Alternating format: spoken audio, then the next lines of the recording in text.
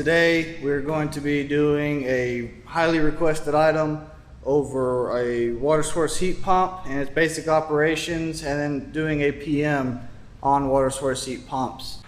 To start with, this is a basic setup on a typical water source heat pump. Now I've got the top pulled off. Normally the most you would be able to do is just take this blower panel off. This would have ductwork hooked up to it. You could pull this panel and then the main electrical panel could be pulled off.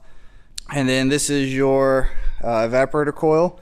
So depending on where you're working, this may be ducted all the way up to it, or it may just be open air setup. This one was just open air when it was originally installed, and they just put a filter in this rack here.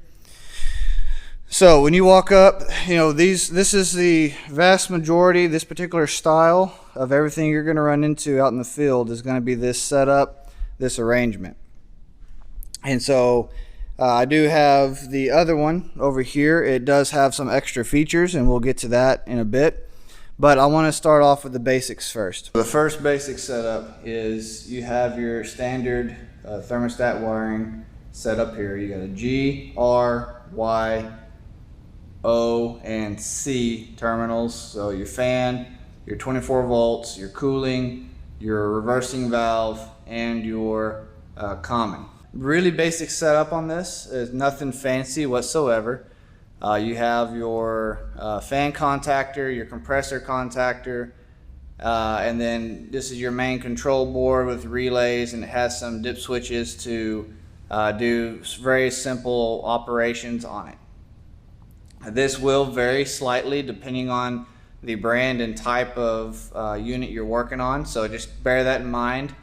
But at the end of the day, the essence of these is they all function with the same basic principles and thought process as anything else. There's nothing unique or special about this that other water source heat pumps may not have. You've still got your same basic safeties. From the PM perspective, the main thing that you're wanting to do from this electrical panel is you want to go through, verify your contactor, verify your relays, your capacitor, everything inside of this panel that you would normally check, making sure that all your spades, these are sensors. Typically, a lot of times these will be ran by independent thermostat, but we do have several properties that we've serviced over time that these are controlled by an automation system, and so there'll be an automation controller somewhere close by. Typically, a lot of times it'll be mounted actually on the unit itself, and it'll have a remote sensor down in the space with just a thermistor in it, monitoring space conditions, and then telling the water source heat pump what to do from there, from an actual full-scale automation perspective versus just a thermostat. But even in that case, this is still going to utilize the terminal strip to accomplish that. Now let's get into what makes a water source heat pump a water source heat pump. So as you can see, that this is your condenser, first of all, and it is fairly different in shape. So this is a tube-in-tube condenser. We flow water through these two ports here, come in through the lines. We go through the coil or the bundle. The refrigerant is flowing on the exterior side of the tubes. The water is flowing on the interior. The tubes will be rifled to allow for turbulence and better heat transfer. It's a lot more efficient that way. These are your refrigerant tubes here coming in and out. The water flow is always going to be counter flowing against the flow of refrigerant. So if water is coming in on this port and flowing through, that means that top port where the water is leaving is where the refrigerant is entering, which we can see that that's the case because of the reversing valve. The way it's piped in is it's piped in such a way to allow the discharge line to flow out that pipe. Now the water and refrigerant never mix. Let me just make that clear. Now, during the summertime, you have a bunch of a bunch of water source heat pumps that are all contributing heat to a main water loop. So, you know, the water is always going to be warm. When I say warm, you know, if it's set up properly, it's probably going to be maintaining between 80 and 90 degrees condenser water, sometimes up into the 90s, but typically we try to keep it down in the 80s is the most preferred. A lot of equipment at a full load on it, you'll typically see a 10-degree split between your entering and leaving water, but that is heavily dependent upon the load that's on the evaporator coil. So if you've got a space in a room that has a very low load on it, you may not see a whole lot of temperature split across your water loop. Many times the condenser inlet or outlet, the condenser outlet will have a flow setter or a flow regulator installed on it. Now, there's a couple of things to this. You definitely want your flow regulator on the leaving side of the water. If you are having issues where, say, the unit is tripping on high head pressure and you've got more than 10 degrees of split between your inner and outer water, it is very likely that regulator may be set wrong, where it's not letting enough water flow through the coil. If that becomes the case, you may need to make a calibration adjustment on that regulator to allow more flow through it. That is one of the things that you really need to pay attention to. That's a PM item. It's also a service item to be aware of.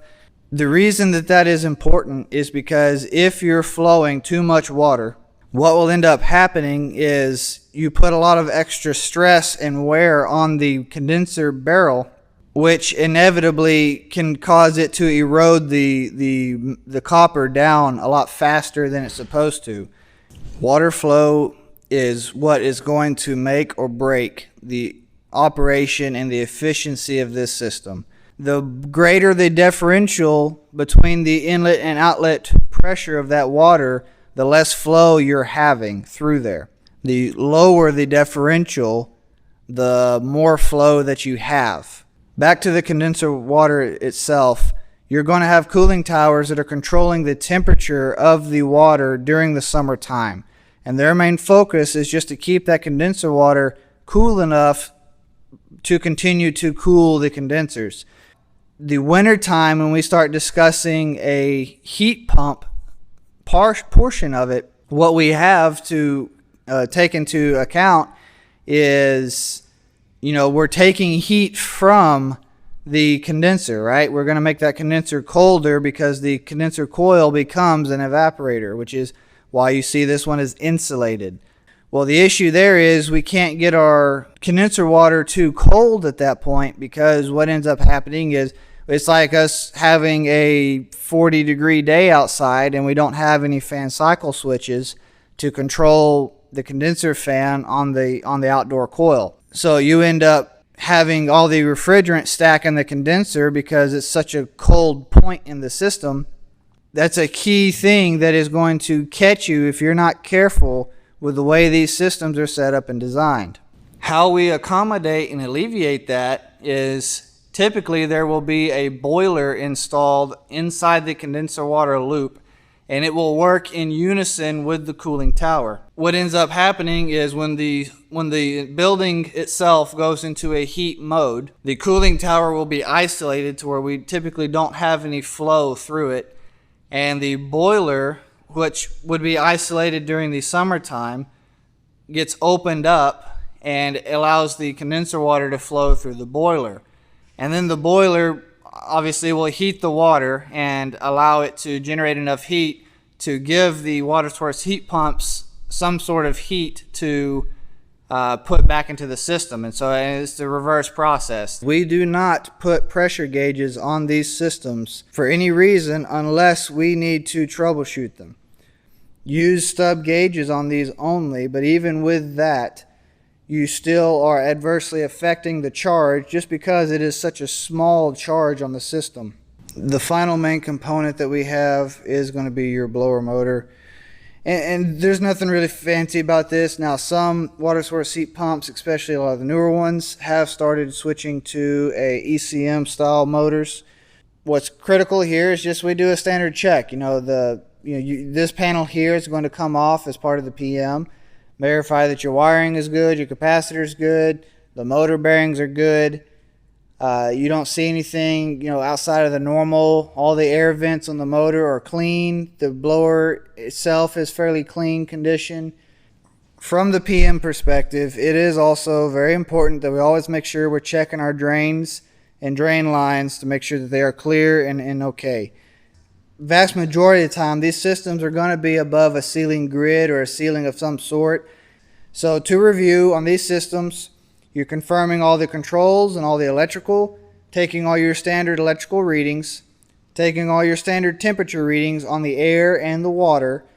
One of the things I'm realizing I didn't mention earlier was there is typically going to be a strainer in the condenser water. That's usually going to be on the incoming water side of the unit, so that any trash or debris coming down the pipe gets caught in that strainer before it gets into the tubing. That strainer needs to be routinely cleaned. We usually do them. I recommend an annual basis. I've moved over to the other unit we had on the other side of the room. Now, you'll notice that there looks like a lot more to this unit than the other one had. For one, the controls are a lot more in depth. There's a lot more there to look at. The controller itself has a lot greater detail. And if you're looking back at any of the piping, you'll see that the piping is a lot more. There's a lot more there. You've also noticed that we have more water ports to hook up to. So you're going to see that you have a water actuator here, and we actually have a pump as well. So this unit has its own inboard secondary pump to run the condenser bundle itself. And the reason this valve is here is for our reheat coil. So one of the capabilities this unit has is dehumidification. And so the way it accomplishes that is it will take and send the incoming water, the inlet water, and it can divert it and split it between the condenser coil and a reheat coil attached to the back of the evaporator. And its main function is, as the evaporator cools and dehumidifies, it's using the water in the condenser water to then warm that air back up to a more neutral temperature, so that we're not actually cooling the space, but we can dehumidify the space. And this valve is what controls that function, and it receives a signal from the control board as to how much it should and shouldn't open. This other set of piping is there to where you can run some water through it. There's a few different scenarios you could do that, whether it be domestic water or some other kind of little reheat coil water. So this is not a setup I've actually seen in the field or had to work on, but this unit does have the capability to where there's a separate coil, separate from the primary condenser coil for these pipes here. And this is going to be water coming in, and the discharge coming off the compressor is going to hit the water in these pipes first. And so the hottest part of the discharge is going to heat these lines, and then what's left of the discharge heat will then pass through the regular condenser and operate like normal. So again, this is not a feature that I see very frequently in my area, but this is, if you do run into it, this is the basic operating principle, and whatever that water is going to serve, it serves. But the point of it is it's going to heat this water from the compressor discharge. These are your basic operating parameters that these units run in, their basic design and layout, how they function, what they do, their primary purpose and goal. If you come across something you don't know, you're not comfortable with, or you're not familiar with, make sure you take the time and ask somebody who does know. Don't start assuming things, and definitely don't start adjusting things before it's absolutely necessary. Again, some real critical things that a lot of people don't always pay enough attention to is the TXV itself, that the bulb is mounted properly and is insulated well, that the airflow is good through the blower, and that the evaporator coil is as clean as it should be. When it comes to these condensing tubes getting dirty and maybe needing brushed, it is very rare that we're ever going to brush something like this because of the coil nature of the tube.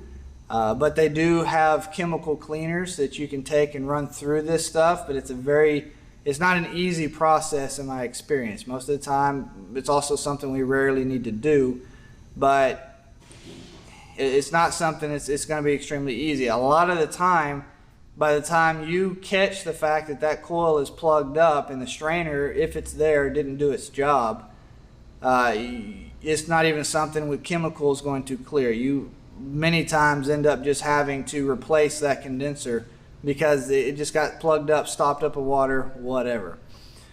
I appreciate your time. Again, I hope this helps. Hope this answers any general questions, and y'all have a good one.